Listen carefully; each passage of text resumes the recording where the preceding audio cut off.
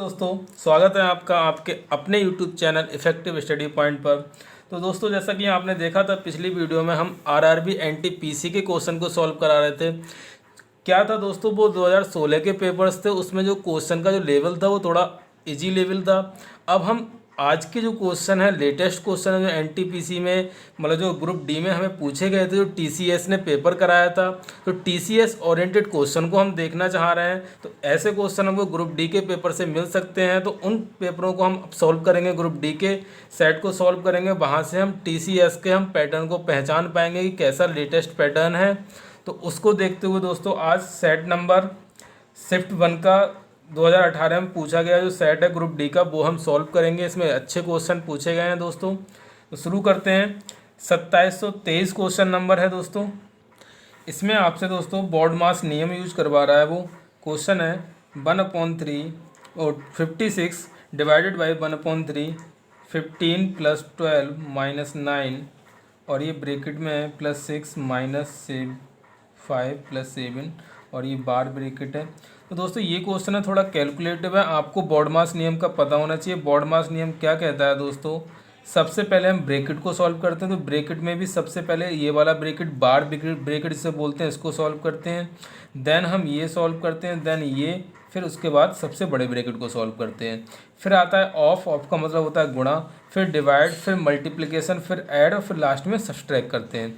तो यहाँ सबसे पहले दोस्तों मैं इस वाले ब्रैकेट को सॉल्व करूँगा। तो ये ब्रैकेट माइनस के ऊपर नहीं है, तो माइनस को मैं कंसीडर नहीं करूँगा। मुझे सिर्फ 5 और 7 को जोड़ना है, तो आ जाएगा 12। ये मेरा सॉल्व हो गया। तो 5 + 6 - 12, तो इसे सॉल्व करूँगा तो 9 माइनस का 6 आएगा, तो ये फाइनल मेरा आ जाएगा 3। तो छोटे ब्रैकेट के अंदर आएगा मेरा 3, तो मेरे पास हो जाएगा 56 भागित 1/3। ये आ जाएगा 15 + 12। छोटे ब्रैकेट की जगह में 3 रख दूंगा तो -3 हो जाएगा। अब मैं मझले ब्रैकेट को सॉल्व करूंगा दोस्तों। ये है मेरे पास, ये 12 में से अगर 3 जाएगा 9 बचेगा, 15 और 9 24 हो जाएगा मेरे पास। तो इस तरह से मेरे पास आ जाएगा 1/3 × 24।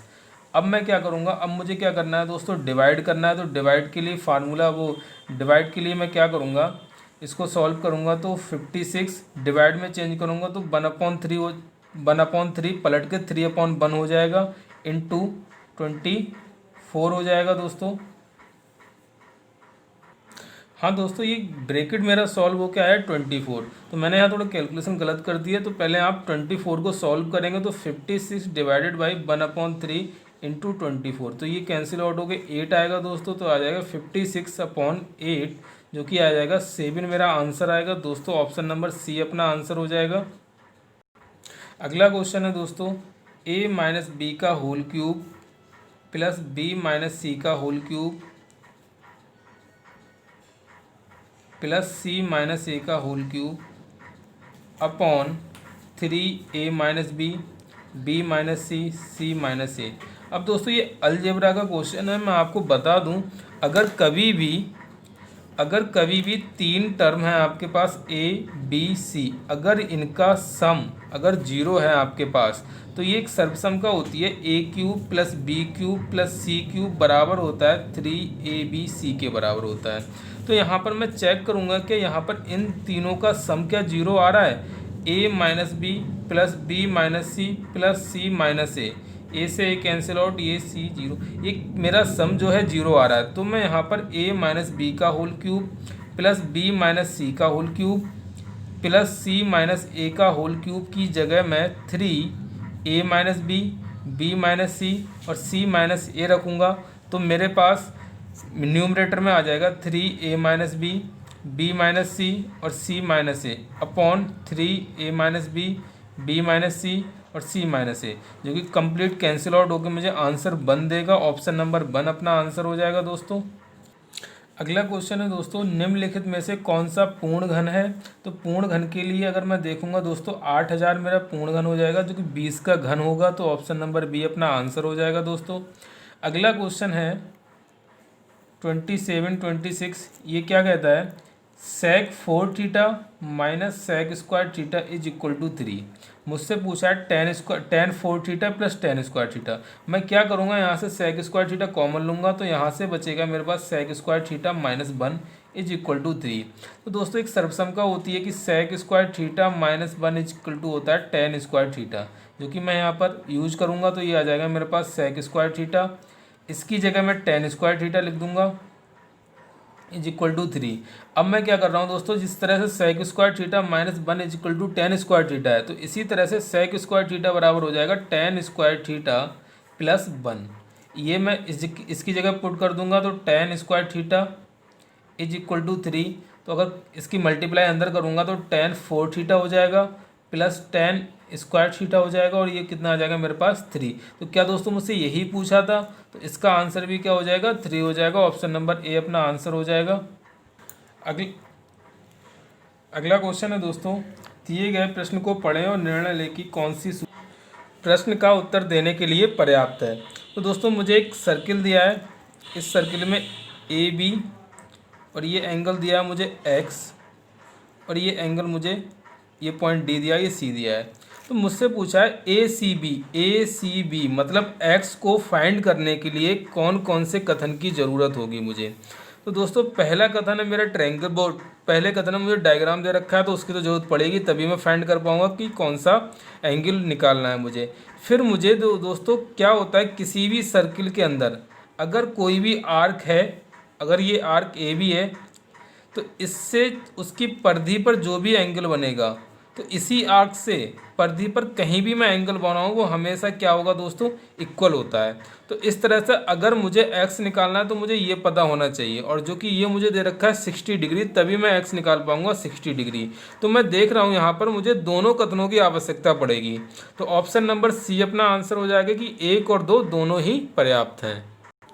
अगला क्वेश्चन है दोस्तों, sin A plus sin B upon cos A cos B plus cos A cos B upon sin A sin B. दोस्तों यहाँ पर अगर मैं एंगल ए बराबर 90 डिग्री और बी बराबर 0 डिग्री पुट करता हूँ तो दोस्तों मुझे तीन ऑप्शन सेम मिलेंगे, पहला दूसरा तीसरा, तीनों ही ऑप्शन से मेरा आंसर 0 आएगा। तो मैं इसको मैं पुट नहीं कर सकता हूँ, तो ये मुझे ट्रेडिशनली सॉल्व करना पड़ेगा। मैं क्या करूँगा, तिरछी गुणा करूँगा, तो sign A plus sin B और इसकी गुणा करूँगा sign A minus sin B से, प्लस कॉस ए प्लस कॉस बी, इसकी गुणा करूँगा दोस्तों cos A minus cos B से। तो इस तरह से मेरे पास आ जाएगा ये A plus B, A minus B का फार्मूला आ जाएगा मेरे पास, डिनोमिनेटर में आ जाएगा cos A minus cos B into sin A minus sin B. लेकिन मैं ऊपर देखूँगा मेरे पास आ जाएगा sin square A minus sin square B, इधर आ जाएगा plus cos square A minus cos square B. तो मैं सिर्फ न्यूमरेटर को सॉल्व कर रहा हूँ दोस्तों। तो साइन स्क्वायर ए प्लस कॉस स्क्वायर होता है मेरे पास 1। इसी तरह से अगर मैं माइनस कॉमन ले लूँगा तो यहाँ से sine square B plus cos square B, ये भी क्या हो जाएगा दोस्तों, मेरे पास हो जाएगा 1। तो ऊपर मेरा न्यूमरेटर में आया अंश में 1 माइनस 1, जो कि मुझे बना देगा 0, और 0 के नीचे कुछ भी मैं लूँगा तो मेरा आंसर क्या आएगा 0। इस तरह से ऑप्शन नंबर ए अपना आंसर हो जाएगा दोस्तों। अगला क्वेश्चन है दोस्तों, ये रीजनिंग का क्वेश्चन दे रखा है, तो आपको देखना है इसकी जगह पे कौन सा डायग्राम आएगा। तो यहाँ पर देखो ये टॉप पे आया है, फिर बॉटम पहुँच गया है, फिर इधर गया है, तो नेक्स्ट ये जो स्टार आएगा वो इस साइड आना चाहिए। तो कौन सा ऑप्शन है, इस साइड में ए ऑप्शन है। लेकिन आप दोस्तों ध्यान रखेंगे ऑप्शन यहाँ पर गड़बड़ करके दे रखे हैं उसने, उसका अरेंजिंग अलग दे रखा है। तो ए कौन से ऑप्शन पे आएगा, बी ऑप्शन पे आएगा। तो इस तरह से आंसर अपना बी होगा दोस्तों। अगला क्वेश्चन है दोस्तों, 5 दोस्तों के बीच एक केक बांटा जाता है। 4 को केक का क्रमशः 1/8, 1/6, 5/12 और 1/12 हिस्सा मिलता है। तो केक का कितना हिस्सा 5वें दोस्त को मिलेगा। तो दोस्तों मैं केक क्या मान लूँगा, 8, 6, 12, 12 का एलसीएम 24 केजी का मैं केक मान लूँगा दोस्तों। तो अगर मैं पहले फ्रेंड को देखूँगा तो 1/8 मिल रहा है, तो 24 का 1/8 हो गया दोस्तों 3 केजी। सेकंड दोस्तों को देखूंगा तो 1/6 मिल रहा है, 1/6 हो गया 4 केजी। ऐसी थर्ड को देखूंगा तो 5/12 मिल रहा है, तो 5/12 हो जाएगा मेरे पास 10 केजी। फोर्थ को देखूंगा तो मेरे पास हो जाएगा 1/12, 24 का 1/12 निकालूंगा तो 2 केजी आ जाएगा। तो इस तरह से टोटल यहाँ पर 4 लोगों को कितना मिल गया दोस्तों, 10 और 4 14, 16, 16 और 3 19, 19 केजी मिल गया। तो पाँचवें दोस्त के लिए कितना बचा होगा दोस्तों? टोटल 24 था, पाँचवें दोस्त के लिए बचा होगा 5 केजी। अब 5 केजी का हिस्सा कौन सा होगा? तो 5/24 माँ भाग किसको मिला होगा दोस्तों? माँ भाग पाँचवें दोस्त को मिला होगा। ऑप्शन नंबर बी अपना आंसर हो जाएगा।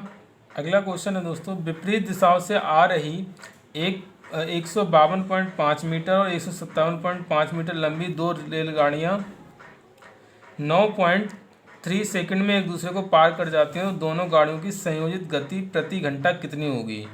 तो दोस्तों मैं क्या करने वाला हूँ, विपरीत दिशाओं से आ रही है तो उसकी सापेक्ष चाल क्या होगी? दोनों का योग हो जाएगा। तो वही मुझसे सापेक्ष चाल ही पूछी है दोस्तों। ऑप्शन में किलोमीटर प्रति घंटा होना चाहिए, सब में अपॉन एच आप मेंशन करेंगे।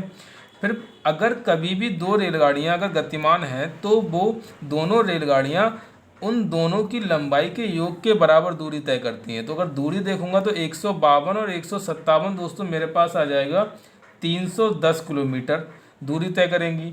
कितने समय में? 9.3 सेकंड में। ये दोस्तों मीटर में है। तो मैं अगर इसको सॉल्व करूंगा तो 310 बटे 9.3 मीटर प्रति सेकंड आ जाएगा। तो पॉइंट हटाऊंगा, ऊपर जीरो बढ़ जाएगा, तो ये आ जाएगा 3100/93। अब इसको मैं किलोमीटर प्रति घंटा में चेंज करूंगा तो 18/5 से मैं गुणा करूंगा तो 31 तियाँ 93 होते हैं, और 3 छक 18 और 5 दूनी 10, 20 बार जाएगा। तो इस तरह से 20 छक 120 किलोमीटर प्रति घंटा अपने पास आंसर आ जाएगा। ऑप्शन नंबर बी अपना आंसर हो जाएगा। अगला क्वेश्चन है दोस्तों, निम्नलिखित में से अभाज्य संख्याओं का युग्म कौन सा है? तो दोस्तों यहाँ पर एक शब्द आपका मेंशन नहीं किया है, यहाँ पर ट्विन प्राइम नंबर पूछा जाता है। ट्विन अभाज्य संख्याएं, तो ट्विन अभाज्य संख्याएं कौन सी होती हैं? अगर इस क्वेश्चन के अकॉर्डिंग देखेंगे तो सारे ही ऑप्शन हमारे सही है, क्योंकि वो पूछ रहा है अभाज्य संख्याओं का युग्म कौन सा है, तो सभी युग्म में अभाज्य संख्याएं। लेकिन अगर इसने वर्ड अगर यहाँ लिख दिया होता ट्विन प्राइम, तो ट्विन प्राइम क्या होते हैं दोस्तों? ऐसे दो प्राइम नंबर जिनका डिफरेंस 2 होता है, वो क्या कहलाते हैं? ट्विन प्राइम कहलाते हैं। वही इसमें क्वेश्चन में पूछना चाह रहा है। तो ऐसा ऑप्शन कौन सा है जिसमें 2 डिफरेंस है? तो ए अपना आंसर हो जाएगा दोस्तों। इसमें डिफरेंस 2 है तो यही ट्विन प्राइम होंगे, तो ऑप्शन नंबर ए अपना आंसर हो जाएगा। अगला क्वेश्चन है दोस्तों, निम्न चित्र में कितने त्रिभुज हैं? दोस्तों ये रीजनिंग का क्वेश्चन है, ये आपकी रेस्पॉन्सिबिलिटी है, हम मैथ यहाँ सॉल्व करा रहे हैं, तो बाकी मैं बता दे रहा हूँ, आप चेक कर लें। बाकी दोस्तों इसमें त्रिभुज अगर गिनोगे आप तो 23 आएगा। ऑप्शन नंबर बी अपना आंसर आ जाएगा, बाकी गिन लेना आप। अगला क्वेश्चन है 2734 है, cos square phi 1 cosec square phi plus 17 is equal to x है। तो एक्स स्क्वायर का मान पूछा है, तो दोस्तों मैं इसे सॉल्व करूँगा तो cos square phi 1 cosec square phi को दोस्तों मैं साइन स्क्वायर फाई लिखूंगा, क्योंकि साइन थीटा बराबर होता है या साइन फाई बराबर होता है 1 cos फाई, प्लस 17 बराबर एक्स हो गया। तो अगर मैं इसे सॉल्व करूँगा तो दोस्तों ये अभी मैंने यूज किया था पिछले क्वेश्चन में, cos square phi plus sine square phi angle same होना चाहिए, और ये दोनों अगर स्क्वायर में तो इसका मान होता है 1। तो 1 + 17 बराबर हो जाएगा एक्स, तो एक्स बराबर आ गया मेरे पास 18। तो मुझसे एक्स स्क्वायर पूछा है, तो 18 का स्क्वायर दोस्तों होता है 324। ऑप्शन नंबर बी अपना आंसर हो जाएगा। अगला क्वेश्चन है दोस्तों, दो इनलेट पाइप ए और बी एक खाली टंकी को क्रमशः 22 और 33 घंटे में भर सकते हैं। उन्हें एक साथ खोला गया, लेकिन टंकी भरने से 3 घंटे पहले पाइप ए को बंद कर दिया गया। टंकी को भरने में दोनों पाइपों द्वारा कुल कितने घंटे लगेंगे? तो दोस्तों एक इनलेट पाइप ए है जो 22 घंटे में टंकी को भर रहा है, और दूसरा इनलेट पाइप बी है जो 33 घंटे में टंकी को भर रहा है। अगर टोटल टंकी की क्षमता अगर मैं निकालूंगा तो मेरे पास आ जाएगा 66। तो इसकी क्षमता आ जाएगी 22 तियाँ और 33 दूनी। तो अब मुझसे पूछा गया लेकिन टंकी भरने से 3 घंटे पहले, दोनों को एक साथ खोला जा रहा है, दोनों एक साथ खोले गए, लेकिन जहाँ टंकी भरनी थी उससे 3 घंटे पहले वो पाइप ए को बंद कर दिया गया, मतलब पाइप बी यहाँ पर चलता रहा होगा। तो 3 घंटे में पाइप बी ने कितना भरा होगा? तो 2 के हिसाब से 3 घंटे में भरा होगा दोस्तों 6 लीटर, लेकिन मुझे 66 भराना है। तो इस बीच कितना मतलब पानी भरा जाएगा? 6 यहाँ भरा गया है तो 66 माइनस 6 मतलब 60 लीटर पानी भरा जाएगा, जो कि कौन भरेगा, ए और बी। ए और बी की क्षमता कितनी है, 3 और 2 5, 5 से डिवाइड करूँगा तो 12 घंटे दोस्तों यहाँ लगेंगे। तो 12 घंटे यहाँ लगे, 3 घंटे यहाँ लगे, तो टोटल 15 घंटे लगेंगे इस टैंक को भरने में। ऑप्शन नंबर डी अपना आंसर हो जाएगा। अगला क्वेश्चन है दोस्तों, 25,000 का निवेश कर एक चाय की दुकान खोलता है। अच्युत एक व्यक्ति है, वह इस राशि का 30% दुकान की फर्निशिंग पर और 20% दुकान के लिए आवश्यक सामग्री खरीदने में करता है। अपनी दुकान के लिए बाकी के सामान खरीदने के लिए अब उसके पास कितने रुपए बचे। तो दोस्तों कितना सिंपल क्वेश्चन है, इतना बड़ा क्वेश्चन दे रखा है और है कुछ भी नहीं। 30% फर्निशिंग पर खर्च किया, 20% दुकान के लिए अन्य सामग्री पर खर्च कर दिया, तो टोटल दोस्तों उसने 50% खर्च कर दिया। 25,000 रुपये थे, 50% खर्च कर दिया मतलब आधा खर्च कर दिया, तो कितने रह गए, 12,500 रुपये। ऑप्शन नंबर ए अपना आंसर हो जाएगा। अगला क्वेश्चन है दोस्तों, एक पेन को 144 रुपये में बेचने पर अनुराग को क्रय मूल्य पर 1/7 की हानि होती है। तो क्रय मूल्य पर हानि हो रही है 1/7 की, तो दोस्तों ये मेरे पास क्या हो जाएगा, सीपी हो जाएगा। और ये लॉस हो रहा है, हानि हो रहा है, तो एसपी मेरे पास कितना हो जाएगा दोस्तों, 6 हो जाएगा, क्योंकि सीपी 7 है, 1 का लॉस है, तो एसपी हो जाएगा मेरे पास 6।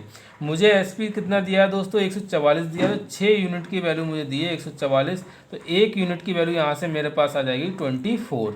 तो इस तरह से अगर सीपी फाइंड आउट करूँगा तो दोस्तों सीपी मेरा क्रय मूल्य आ जाएगा 24 × 7, तो 7 चौक 28, यहाँ से 2, 7 दूनी 14, 2 16, 168 मेरा सीपी आ गया दोस्तों।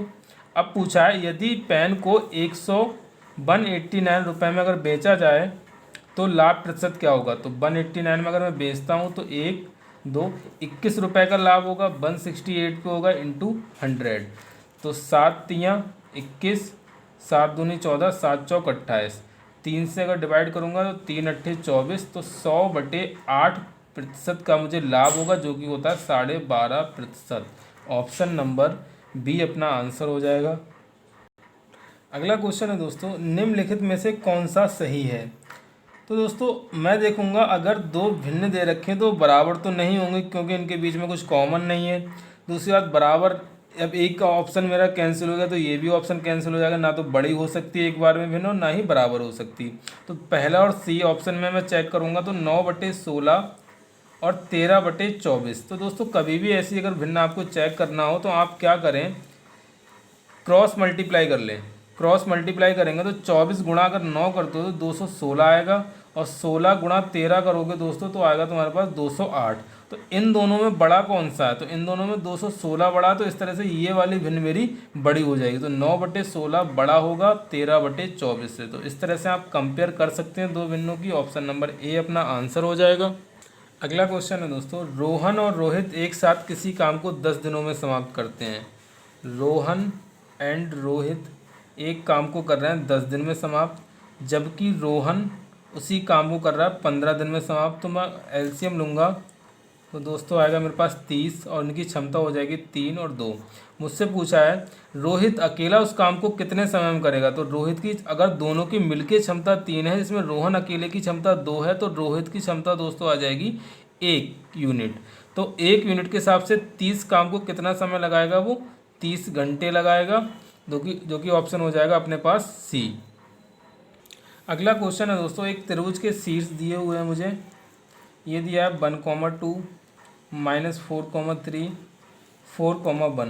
मुझसे इसका क्षेत्रफल पूछा है। तो दोस्तों ये कोऑर्डिनेट ज्योमेट्री का क्वेश्चन है, इसी वजह से दोस्तों हम ग्रुप डी के क्वेश्चन सॉल्व कराने पर ज़्यादा जोर दे रहे हैं, क्योंकि इसमें लेटेस्ट पैटर्न आया हुआ है जो कि टीसीएस ने पूछा है। तो अगर किसी भी त्रिभुज के शीर्ष अगर आपको कोऑर्डिनेट में दिए हुए हैं, बिंदु में दे रखे हैं, तो उस त्रिभुज का आप क्षेत्रफल कैसे निकालेंगे। तो इसका फार्मूला होता है 1/2 x1/2 - y3 plus x2/3 - y1 plus x3/1 - y2। इसको हम कहते हैं 23, 31, 12। इस तरह से आप याद कर सकते हैं दोस्तों। तो मैं दोस्तों इसको x1/1, x2/2, x3/3, आप किसी को कुछ भी ले सकते हैं, बट यहाँ पर जब क्रम लगाएं तो ध्यान रखें। तो x1 मेरे पास 1 है, और y2 मेरे पास हो गया 1 माइनस y3 -3, तो माइनस माइनस प्लस का 3 हो जाएगा, प्लस x2 है मेरे पास में 4 है दोस्तों, y3 है मेरे पास -3 और y1 कितना है मेरे पास में -2 हो जाएगा ये, प्लस x3 है दोस्तों मेरे पास -4 तो ये -4 हो जाएगा, y1 है मेरे पास में 2 और y2 है मेरे पास में 1 तो -1। तो इसे सॉल्व करूँगा तो मेरे पास आ जाएगा 1/2, ये 4 हो जाएगा और ये -5 आ जाएगा, -5 के अगर 4 से मल्टीप्लाई करूँगा तो 20 माइनस का आ जाएगा और ये कितना हो जाएगा 2 - 1 1 आ जाएगा तो ये -4 आ जाएगा। तो -4 कैंसिल आउट हो जाएगा प्लस के 4 से, तो इस तरह से 1/2 और -20 आ गया। तो 10 वर्ग मीटर मेरे पास क्या हो गया, वर्ग इकाई मेरा आंसर हो जाएगा। लेकिन माइनस में लेते नहीं है, एरिया का भी माइनस में नहीं आता तो पॉजिटिव ना, तो प्लस का 10 इकाई मेरा क्या हो जाएगा दोस्तों, क्षेत्रफल हो जाएगा। ऑप्शन नंबर ए अपना आंसर हो जाएगा।